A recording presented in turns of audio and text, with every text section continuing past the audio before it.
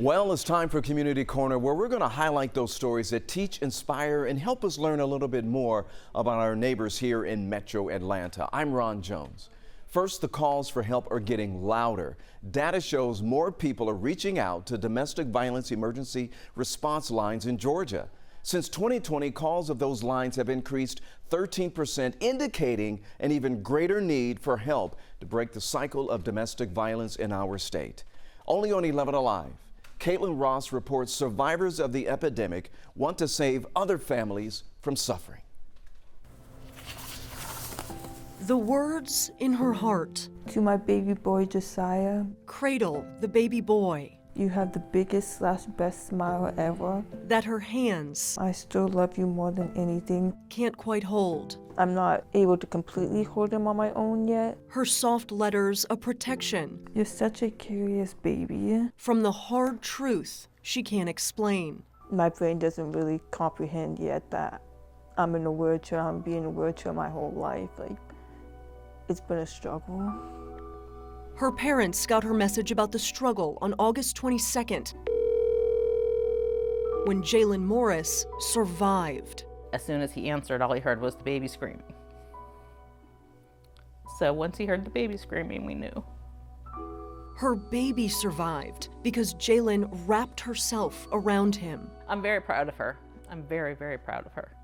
Her former partner shot Jalen once in the back and twice in the face before taking his own life. On this side, I'm missing most of my teeth, so it's harder for me to talk, especially the bullet cut half my tongue. But Jalen would not let the violence silence her. By the time we saw her, she was already on the vent and she couldn't speak. So the only way to communicate was a whiteboard. Her message, I just want to survive. She's only here because she's pushed.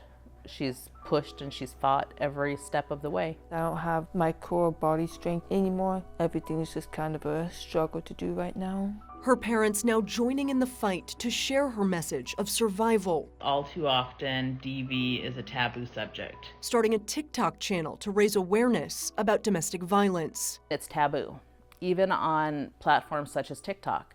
If you post a video and you use domestic violence, you say the words, it gets taken down. Jalen now listed as a victim of gun violence in Georgia. I don't want her name just to be a name on a website on a list. She has a story, and her story could potentially save other names from being on that very list. Peekaboo! Jalen wants to use her voice and her words to advocate for other people escaping domestic violence. I love you more than anything. To rewrite what a survivor looks like for her son. I love watching you grow and will forever love you. She is writing her own story.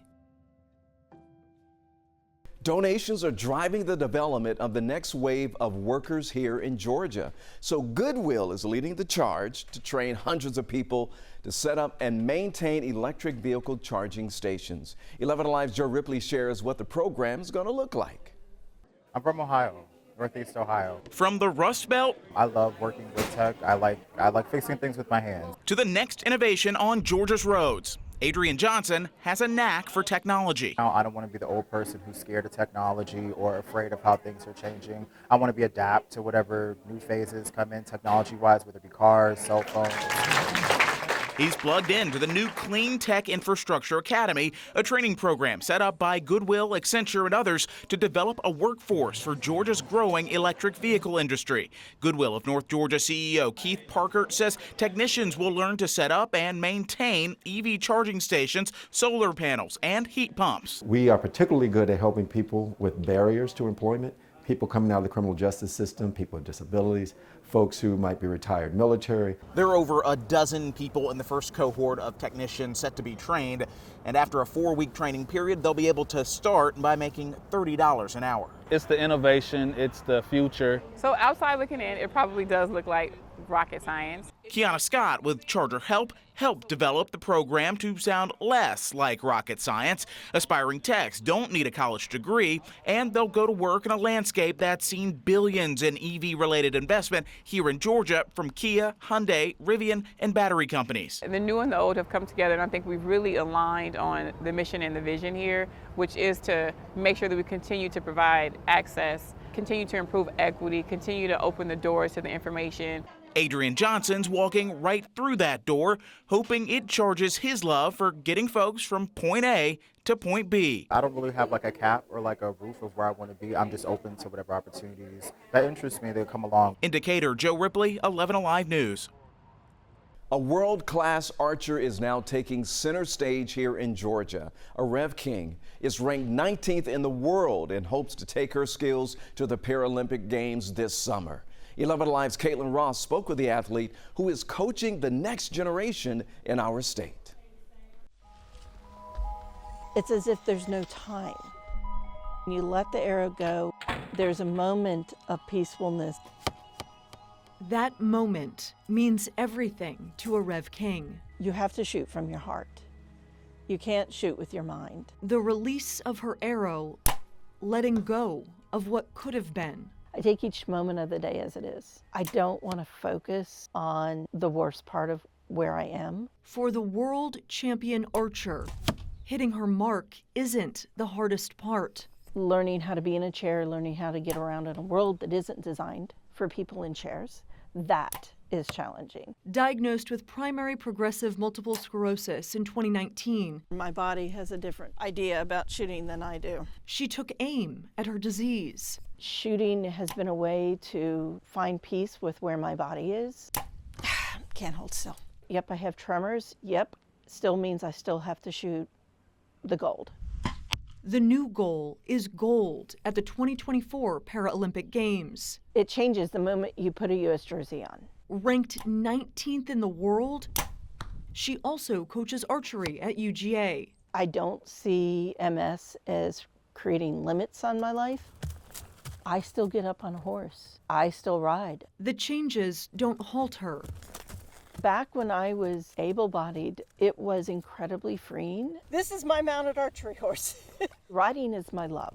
So dressage, horse-mounted archery, is another way for a Rev to take the lead. I'd love to go for both archery and dressage. There are very few athletes that do dual sports.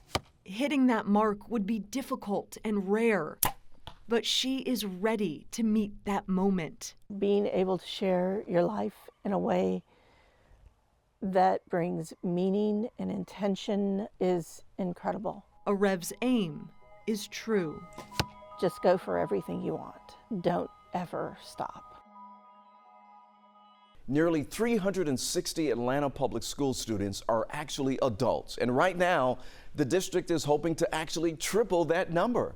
11 Alive's Joe Ripley explains how the program has been life-changing for students. Judy is a happy girl. School is in session in Miss Taylor's classroom. The lesson, linking verbs. Kiss the brain. These students sound eager and look a little older than your typical pupil. It wasn't too long ago Haiti native Gail Petithomme sat in their seats. I wasn't really safe in Haiti because it was, it's a political, country, it's violence everywhere. She remembers all the time she could have lost her life.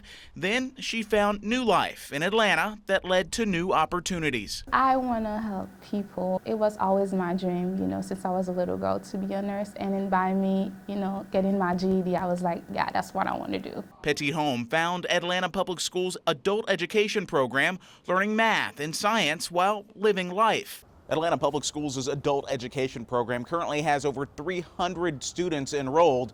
The goal is to increase that number to nearly 1,000.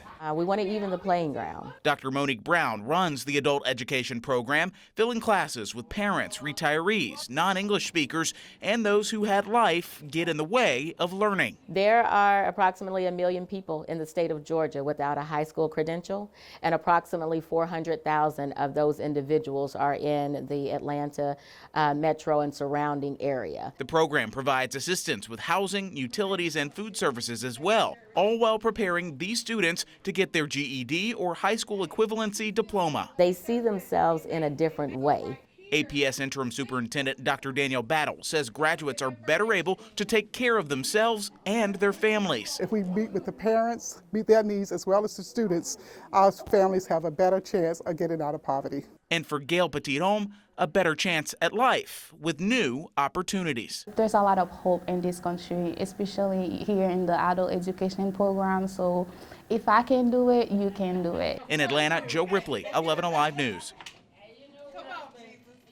You know, going to college can be really expensive, but a student in Gwinnett County is getting a huge financial boost to help pay for all of it. Yadhira Alvarado Zawarte attends McClure Health Science High School in Duluth.